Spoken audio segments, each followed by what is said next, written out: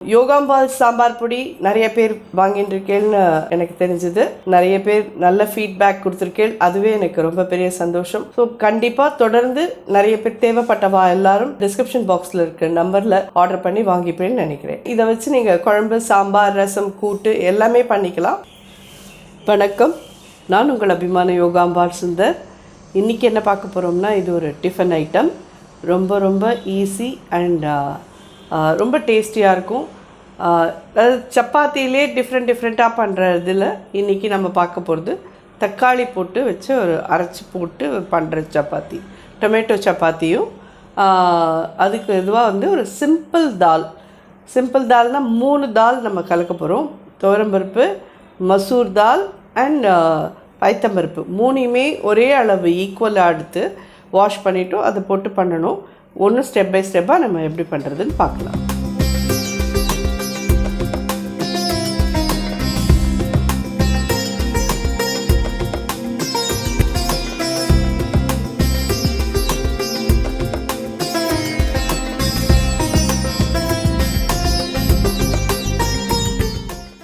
So இது நான் ஒரு 250 கிராம்ஸ் கிட்டக்க கோதுமை மாவு எடுத்துட்டுருக்கேன். இதுக்கு நல்ல ஒரு பெரிய பெங்களூர் தக்காளி ஒன்று, நாட்டு தக்காளி ஒன்று எடுத்துக்கோங்க. ஏன்னா அப்போ தான் உங்களுக்கு நாட்டு தக்காளியில் தான் புளிப்பு இருக்கும், பெங்களூர் தக்காளியில் புளிப்பு இருக்காது. ஸோ ரொம்ப புளிச்சாலும் நல்லா இருக்காது. ஸோ ஒரு தக்காளி நாட்டு தக்காளி, ஒரு தக்காளி பெங்களூர் தக்காளி எடுத்துட்டுருக்கேன். இந்த மாவுக்கு தேவையான அளவுக்கு காரப்பொடி ஒரு 1/2 டீஸ்பூன்லேருந்து 3/4 டீஸ்பூன் வரைக்கும் போட்டுக்கோங்க. உங்களுக்கு எவ்வளோ வேணுமோ பார்த்து போட்டுக்கோங்க. மஞ்சப்பொடி ஒரு 1/4 டீஸ்பூன். உப்பு இந்த மாவுலேயே போட்டுடுறேன். இதில் நீங்கள் பூண்டு ஆட் பண்ணி அரைச்சி இதில் விடுறேன்னாலும் விடலாம்.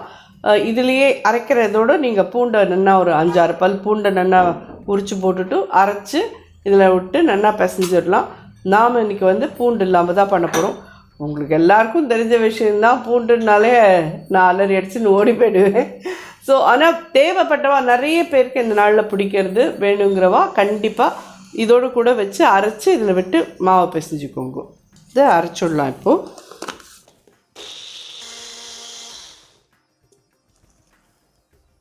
நல்லா ஃபைனாக அரைச்சாச்சு. மாவில் கொஞ்சம் கொத்தமல்லி போடுறேன். ஜஸ்ட் ஒரு 1/2 டீஸ்பூன் கசூரி மேத்தி. ஓமம் ஆர் ஜீரகம் உங்கள் சௌகரியம், உங்களுக்கு எது பிடிக்குமோ அதை போட்டுக்கோங்க. நான் ஓமம் போடுறேன், ஒரு 1/4 ஸ்பூன் போடுறேன். அதே மாதிரி கரம் மசாலா பொடி ஒரு 1/4 டீஸ்பூன் போடுங்க. எல்லாத்தையும் நல்லா மிக்ஸ் பண்ணிக்கலாம். ஃபஸ்ட்டு அரைச்சி இந்த விழுதை இதில் விட்டுடலாம். இந்த தக்காளி சாறு போராத மாதிரி இருந்ததுன்னா கொஞ்சமாக தண்ணி ஒரு டேபிள் ஸ்பூன் கிட்ட எடுத்து விட்டுக்கலாம். ஒரே ஒரு ஸ்பூன் எண்ணெயும் விட்டு நல்லா இழுத்து பிசைஞ்சு வச்சுருக்கோம். நல்லா ஊறட்டும். இந்த மாதிரி சாஃப்டாக இருக்கும். ஒரு 1/2 hour தால் ஆகிற வரைக்கும் இது ஊறட்டும். அதுக்கப்புறம் சப்பாத்தியாக பண்ணலாம். ஸோ நான் முன்னாடியே சொன்ன மாதிரி 3 பருப்பு, பைத்தம்பருப்பு, துவரம்பருப்பு, மசூர் தால் 3 ஈக்குவல் அமௌண்ட் எடுத்துக்கோங்க. பைத்தம்பருப்பு போடுறேன், துவரம்பருப்பு, மசூர் தால். இவ்வளோண்டு எடுத்ததுக்கே எவ்வளோ வந்திருக்கு பாருங்க. தால் நிறைய வரும் அப்படியே. அப்புறம் வாஷ் பண்ணிடலாம் பருப்பை. இந்த கப்பால் 9 கப் கிட்ட தண்ணி விடலாம். 1 2 3 8 9 கப் தண்ணி விட்டுருக்கேன். இதில் மஞ்சப்பொடி போடலாம். ஒரு 1/4 ஸ்பூன் கிட்ட மஞ்சப்பொடி போட்டிருக்கேன். ஒரு சின்ன பெருங்காய கட்டி, பச்சை மிளகா இந்த மாதிரி பொடியாக நறுக்கி ஒரு 2-3 போட்டுக்கோங்க. தக்காளி ஒரு 2 தக்காளி,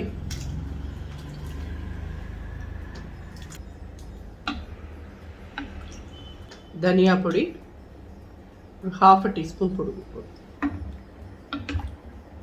பொடியாக நறுக்கின இஞ்சி என்ன ஒரு 1 இன்ச் துண்டத்துக்கு பொடியாக நறுக்கி போட்டுருங்க. ஒரு டீஸ்பூன் கிட்ட போடுவோம்.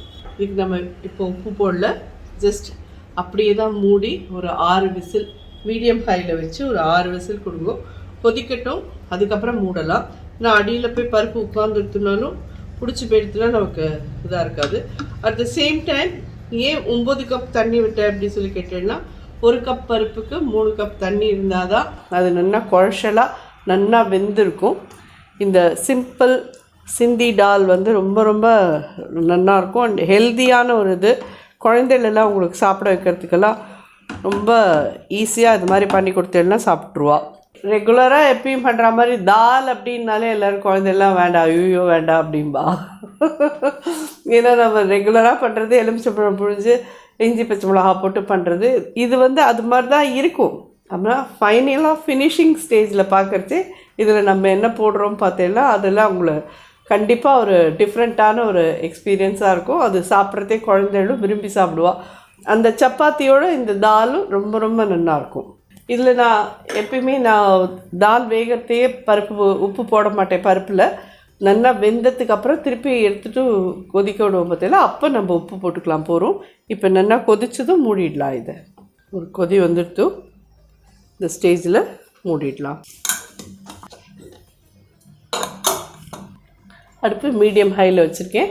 ஒரு 5-6 விசில் வரட்டும். நல்லா குழச்சலாக வேகும். அப்போ தான், ஏன்னா துவரம் பருப்பு வேகிறதுக்கு கொஞ்சம் டைம் ஆகும். பாக்கி பருப்பெல்லாம் ஃபாஸ்ட்டாக வெந்துடும். ஸோ அதனால தான் ஒரு 5-6 விசில் சொன்னேன் நான். துவரம் பருப்பு வெந்ததும் அது ஒரு 5-6 விசில் அதுவும் வெந்துடும். அதுக்கப்புறம் நல்லா மசிச்சுட்டு நம்ம பாக்கி எப்படி பண்ணுறதுன்னு பார்க்கலாம். ஸோ இந்த ஸ்டேஜில் இந்த சப்பாத்தி பண்ணலாம்.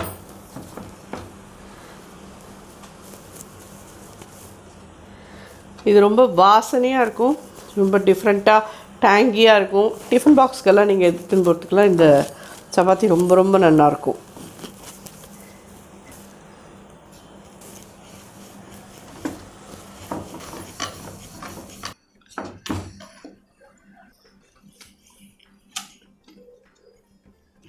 அது சப்பாத்தி தேய்க்கிறதே வந்து அழுத்தி தேய்க்காதீங்க. லைட்டாக நீங்கள் அதை உருட்டினாலே மாவே நகர்ந்து கொடுக்கும் அழகாக.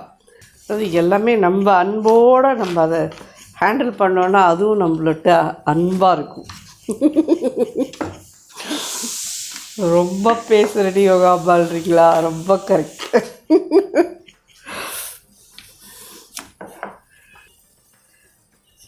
கொஞ்சம் நெய் விடுறேன். நெய் எண்ணெய் உங்கள் இஷ்டம். அது உங்களுக்கு என்ன ப்ரிஃபரோ அது நீங்கள் அந்த ப்ரிஃபரபிள் இது பண்ணிக்கோங்க. அதனால் கொஞ்ச நாள் அதே மாதிரி வெயிட் பண்ணுங்க. இது போட்டு நம்ம தோசையை திருப்புற மாதிரி திருப்பி திருப்பி திருப்பி திருப்பி பண்ணியிருந்தேன்னா வடக்குன்னு போயிடும். இப்போ ஒரு தடவை தான் திருப்பியிருக்கோம். இந்த பக்கம் நெய் தடவிருக்கோம். இப்போ திருப்புறோம்.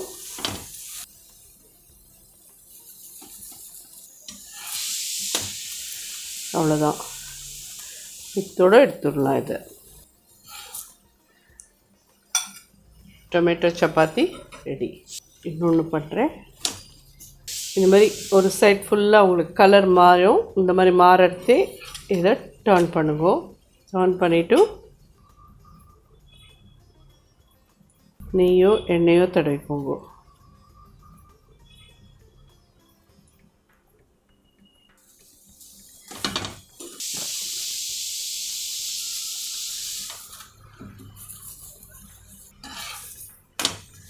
அவ்வளோதான். ஜோரான டொமேட்டோ சப்பாத்தி ரெடி. நல்ல வாசனையாக கமகமன்னு டேங்கி டேஸ்ட்டோடு ரொம்ப ரொம்ப நல்லாயிருக்கும். ஸோ ப்ரெஷர் நல்லா இறங்கியிருக்கு. நல்லா ஜோராக பருப்பு வெந்திருக்கு. எப்படி வெந்திருக்கு தெரியுறதா உங்களுக்கு? இந்த மாதிரி குழச்சலாக வேகணுன்னா அந்த மாதிரி ஒரு 6-7 விசில் கொடுக்கணும். ஒரு பங்குக்கு 3 பங்கு தண்ணி வச்சு நீங்கள் இது பண்ணினா தான் அது சரியாக வரும். இப்பயுமே இது ரொம்ப கெட்டியாக இருக்குது. இதில் இன்னும் கொஞ்சம் தண்ணி விடுறேன். இந்த தால்னால் கொஞ்சம் நல்லா நீர்க்கதாக இருக்கணும். தாலுக்கு தேவையான உப்பு ஒரு 3/4 டீஸ்பூன் கிட்ட போட்டிருக்கேன். மேலே வேறு தாளிச்சுக்கட்டும். ஸோ ஒரு 1/4 டீஸ்பூன் கிட்ட காரப்பொடி போடுறேன். ஒரு 1/4 டீஸ்பூன் கரம் மசாலா பொடி, ஒரு 1/2 டீஸ்பூன் தனியா பொடி எல்லாமே சேர்ந்து ஒரு 2 மினிட்ஸ் கொதிக்கட்டும். சப்பாத்திக்கு சாதத்துக்கு எல்லாத்துக்குமே இந்த தால் ரொம்ப நல்லாயிருக்கும். பாஸ்மதி ரைஸை நீங்கள் வடிச்சிட்டு இந்த தாலை போட்டு சாப்பிட்டேன்னா ரொம்பவே நல்லாயிருக்கும். நல்லா 2 நிமிஷம் கொதிச்சுட்டு சின்னது பண்ணிவிட்டு எடுத்து வச்சுக்கிறேன்.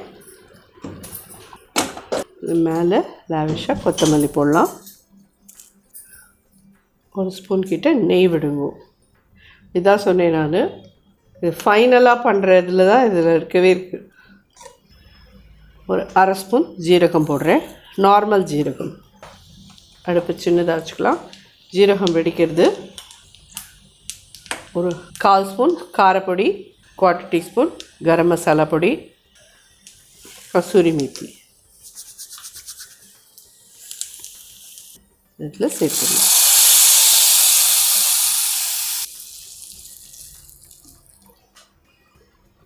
நல்ல ஜோராக கமன்னு இருக்குது இந்த தால். நோ ஆனியன் நோ கார்லிக்கில் கூட இப்படி ஒரு தால் பண்ண முடியுமான்னா ரொம்ப ரொம்ப ஈஸியாக பண்ணலாம்.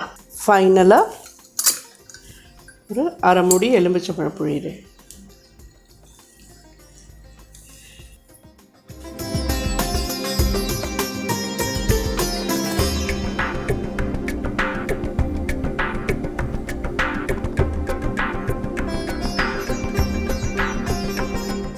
ஸோ இந்த சிம்பிள் தால் இதுவும் ரெடி ஆகிடுது.